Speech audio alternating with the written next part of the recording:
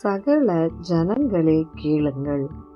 கிறிஸ்துவுக்குள் பிரியமானவர்களே, மீகா அதிகாரம் 1 கேள்வி பதில். மீகாவின் ஊர் எது? மோரேசா. மீகா எந்த யூதா ராஜாக்களின் நாட்களில் தீர்க்க தரிசனம் உரைத்தான்? யோதாம், ஆகாஸ், எசேக்கியா. கர்த்தருடைய வார்த்தையை தரிசித்தவன் யார்? மீகா. மீகா எவைகளுக்கு விரோதமாக கர்த்தருடைய வார்த்தையை தரிசித்தான்? சமாரியா, எருசலேம். பூமியே அதிலுள்ளவைகளே டேஷ் செவி கொடுங்கள். தம்முடைய பரிசுத்த ஆலயத்தில் இருக்கிறவர் யார்? கர்த்தராகிய ஆண்டவர். கர்த்தராகிய ஆண்டவர் யாருக்கு விரோதமாய் இருப்பார்? சமாரியா, எருசலேம். தமது ஸ்தானத்தில் இருந்து புறப்பட்டு வருகிறவர் யார்? கர்த்தர்.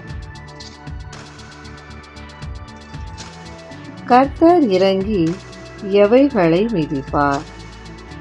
பூமியின் உயர்ந்த இடங்களை.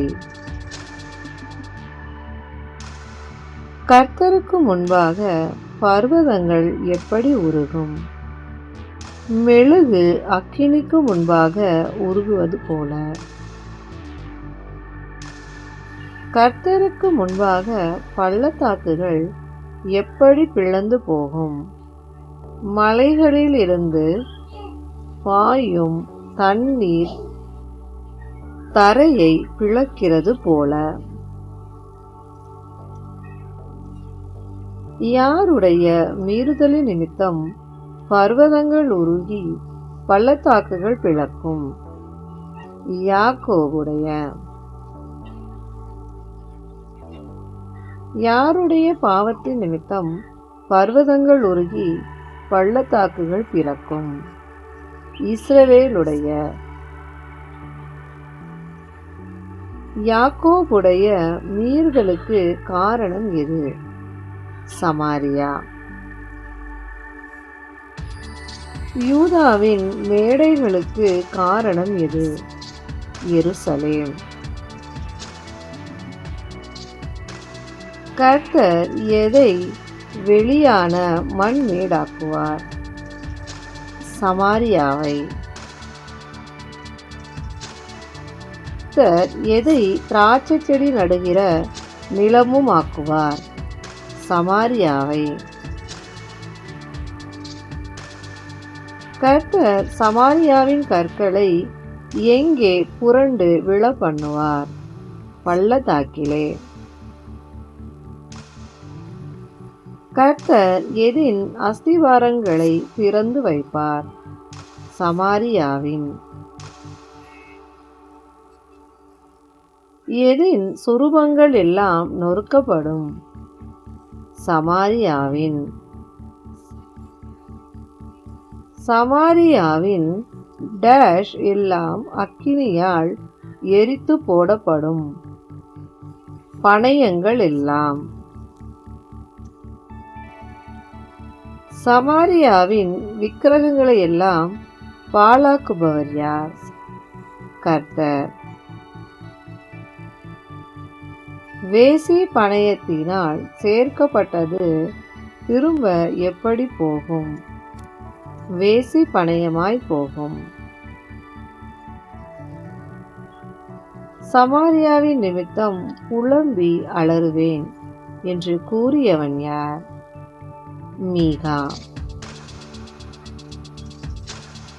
பறி கொடுத்தவனாகவும் அம்மனமாகவும் நடப்பேன் கூறியவன் யார்? மீகா. மீகா எவைகளைப் போல உளையிடுவார்? ஓரிகள் போல.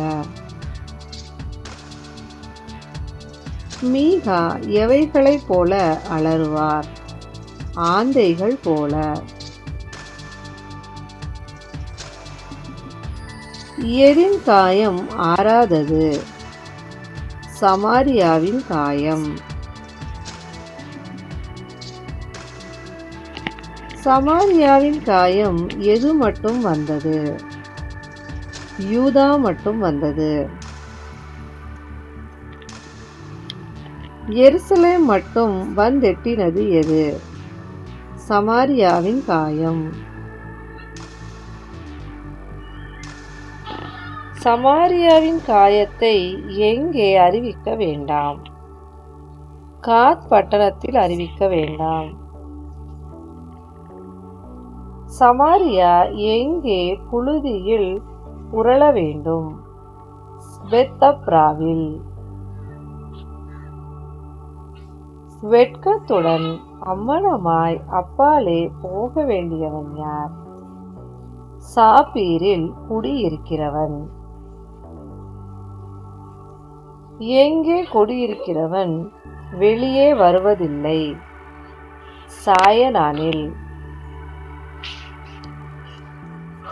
சமாரியாவுக்கு எது அடைக்கலமாயிராது? பெத்யேசேலின் புலம்பல். நன்மை வரும் என்று எதிர்பார்த்திருந்தவன் யார்? மாரோத்தில் குடியிருந்தவன். கர்த்தரிடத்திலிருந்து எருசலேமின் வாசல் வரைக்கும் வந்தது எது? தீமை. வேகமான குதிரைகளை ரதத்தில் பூட்ட வேண்டியவன் யார்? லாகீசில் குடியிருக்கிறவன். சீயோன் குமாரத்தியின் பாவத்துக்கு காரணி யார்? லாகீசில் குடியிருக்கிறவள். லாகீசில் குடியிருக்கிறவளிடம் காணப்பட்டது எது? இஸ்ரவேலின் பாதகங்கள். லாகீசில் குடியிருக்கிறவள் தன்னிடத்தில் இருக்கிறதை யாரிடத்தில் கொடுத்து விடுவாள்?